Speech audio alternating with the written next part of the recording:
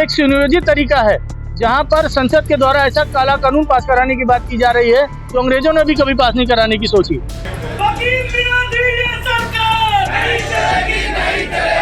जो advocate protection act था वो तो इन्होंने लागू किया नहीं सरकार ने, बल्कि एक अमेंडमेंट करके 2025 के नाम से एडवोकेट्स के खिलाफ उसमें जितनी खराब बातें हैं उनको लगा के वो लेके आ रहे हैं बिल। स्ट्राइक पर रोक लगा दी जाएगी जो कि कानून की किसी भी किताब में नहीं और काला कानून की संख्या में आता है।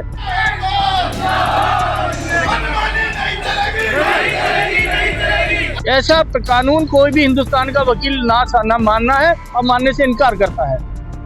केंद्र सरकार द्वारा एडवोकेट अमेंडमेंट बिल 2025 को लेकर विरोध तेज हो गया है। उत्तर प्रदेश के कई हिस्सों में वकीलों का विरोध देखने को मिल रहा है। बरेली में सैकड़ों अधिवक्ता बिल के खिलाफ सड़कों पर उतर आए हैं।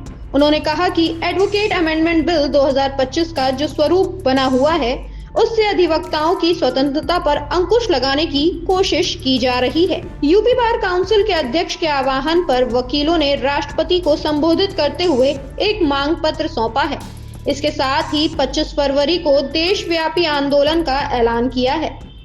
जो एडवोकेट प्रोटेक्शन एक्ट था वो तो इन्होंने लागू किया नहीं सरकार ने, बल्कि एक अमेंडमेंट करके 2025 के नाम से एडवोकेट्स के खिलाफ उसमें जितनी खराब बातें हैं उनको लगा के वो लेके आ रहे हैं बिल। हालांकि अभी वो पास नहीं हुआ है, लेकिन जो उसका जो मसौदा जो उन्होंने दिया है उसके हिसाब से जितनी भी चीजें उसमें हैं, बहुत सारी चीजें ऐसी हैं जो अधिवक्ताओं के हित की नहीं है। इसमें एक मेनली ये है कि देखिए, जब भी कोई मुकदमा होता है उसमें दो पक्षकार होते हैं। जो दो पक्षकार होते हैं उसमें से एक जीतता है, एक हारता है।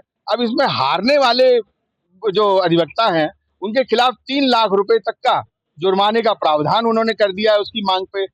जो भी उसका वादी या प्रतिवादी होगा, अगर जो वो मांग करेगा, तो ये क्या मतलब है इस बात का? कानून है, उसमें अधिवक्ता अपना पूरा प्रयास करता है, लड़ाई लड़ता है, अपनी तरफ से कानूनी किताबें दिखाता है, उसमें एक हारेगा एक जीतेगा। उसमें 3-3 लाख रुपए का जुर्माने का प्रावधान, हड़ताल न करने का प्रावधान। अभी तक देखिए, हड़ताल का जो भी मसला था उसमें भी ये होता था कि कभी भी कोई भी लिखा पढ़ी में उसका कुछ नहीं था, लेकिन इसे एक्ट में लेके आ गए वो। ये एक सुनियोजित तरीका है जहां पर संसद के द्वारा ऐसा काला कानून पास कराने की बात की जा रही है जो अंग्रेजों ने भी कभी पास नहीं कराने की सोची। कानून ये है कि स्ट्राइक पर रोक लगा दी जाएगी जो कि कानून की किसी भी किताब में नहीं और काला कानून की संख्या में आता है। दूसरा, इन्होंने वकील के ऊपर देखिए, जैसा कि बताया अध्यक्ष जी ने कि दो पक्ष में से एक पक्ष हारेगा एक जीतेगा, तो क्या हारने वाले हर पक्ष को 3 लाख रुपए की देयता मिल जाएगी? तो ये पेशा ही खत्म हो जाने जा रहा है। ऐसा कानून कोई भी हिंदुस्तान का वकील ना मानना है और मानने से इनकार करता है। इसके लिए हम लोग पूरे देश में आंदोलन छेड़ने जा रहे हैं। प्रदेश की बार काउंसिल ने 21 और प्रचंड रूप से 25 तारीख को एक हड़ताल की घोषणा करी है। साथ ही जो हमारी बार काउंसिल ऑफ इंडिया और बार काउंसिल ऑफ स्टेट्स हैं उनको उनका लोकतांत्रिक स्वरूप खत्म कर देने के लिए और उन्हें पंगु बना देने के लिए इसमें प्रावधान किया गया है, जिसके लिए अधिवक्ता समाज बिल्कुल भी तैयार नहीं है। और आखिर में धारा 49B में ये कहा है कि केंद्र सरकार को बाध्यकारी निर्देशन देने का राइट मिल जाएगा बार काउंसिल्स को, जिससे ये पेशा खत्म हो जाएगा। हमारे संविधान ने, जो बाबा साहब ने हमें संविधान दिया है, उसमें लिखा है कि जुडिशरी को एग्जीक्यूटिव से अलग रखा जाएगा।